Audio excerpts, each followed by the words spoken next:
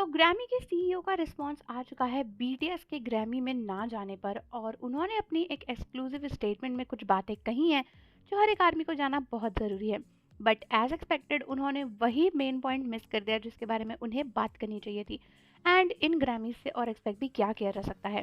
तो ग्रैमी के सीईओ ने अपनी स्टेटमेंट देते हुए कहा है कि उन्हें बड़ा दुख हो रहा है कि बीटीएस के मेंबर्स इस बार ग्रैमी में सबमिट नहीं करने वाले, लेकिन ये उनकी पर्सनल चॉइस है and as a music director वो इस चीज़ की रिस्पेक्ट करते हैं। फिर उन्होंने कहा कि वो एक चीज़ क्लैरिफाई करना चाहेंगे कि उनकी ये न्यू कैटेगरी यानी एशियन पॉप की कैटेगरी किसी भी आर्टिस्ट को मना नहीं करती कि वो उसमें सबमिट ना करे। इस कैटेगरी का तो ये मोटिव है कि ये और ज़्यादा डाइवर्सिफाइड लोगों को कवर कर पाए एंड और ज़्यादा लोगों से उन्हें सबमिशंस मिल पाए। उन्होंने ये भी कहा कि इस कैटेगरी में सबमिट करने का मतलब ये नहीं कि आप मेन स्ट्रीम में सबमिट नहीं कर सकते, बिकॉज बहुत सारी आर्मीज कह रही थी कि मेन स्ट्रीम पे बीटीएस को ना जिताने के लिए, मेन कैटेगरीज में ना जिताने के लिए एक अलग कैटेगरी बना दी है।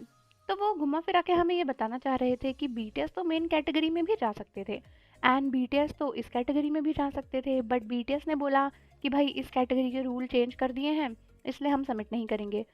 उनका ये भी कहना था कि ग्रैमीज तो हमेशा इसी बात पे फोकस करता है कि ज़्यादा से ज़्यादा कैटेगरीज में ज़्यादा से ज़्यादा आर्टिस्ट आ पाए।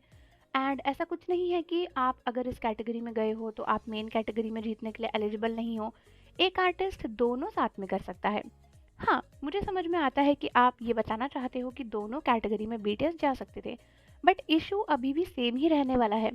बीटीएस आज से पहले भी मेन कैटेगरीज में सबमिट हुए और नॉमिनेट भी हुए, लेकिन वो किसी भी कैटेगरी में नहीं जीते क्योंकि आप उन्हें वहाँ जिताना नहीं चाहते थे। एंड अब जो ये न्यू कैटेगरी बनाई, आपने सोचा कि इसमें तो बीटीएस को जिता ही देंगे, लेकिन क्योंकि बीटीएस की एल्बम में इंग्लिश लिरिक्स हैं तो आपके रूल्स के हिसाब से बीटीएस नॉन एलिजिबल हो गए। तो जो आप ये मीठी चिकनी चुपड़ी बातें कर रहे हो कि बीटीएस इस कैटेगरी के सिवा किसी और कैटेगरी में भी जा सकते थे, इसका जवाब ये है कि बीटीएस किसी और कैटेगरी में चले भी जाते तो आप उन्हें वहाँ नहीं जिताते, क्योंकि वो पिछले इतने सालों से मेन कैटेगरीज में तो जा ही रहे हैं।